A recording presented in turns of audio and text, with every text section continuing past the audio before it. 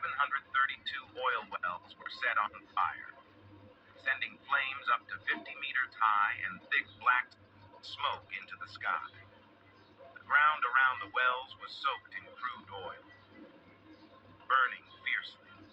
Each day, 33.7 million barrels of oil were being burned, about 47,000 barrels per well. Left unchecked, the fires could burn for a century. Even with fast action, it would take 5 years to put them out.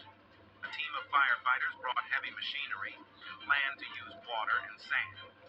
They built 5 firefighting stations near each well, using heat-resistant stones for protection.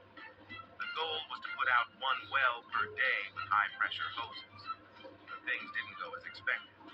The oil was mixed with natural gas, and the flames kept reigniting even after being blasted with water.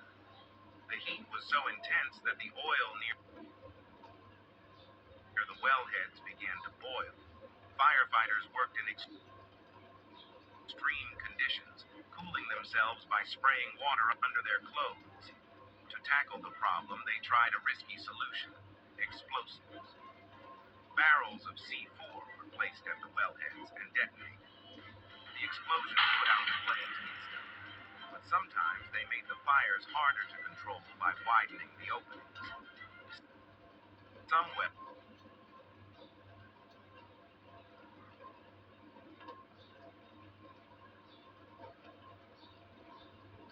sprayed oil mist into the air, causing oil rain over the desert.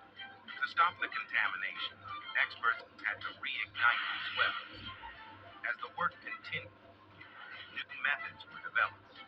One involved a tank with 2 jet engines, which sprayed 3,000 liters of water mist per minute, quickly putting out the flames. Meanwhile, workers repaired pipelines and control valves using a put out one, repair one approach.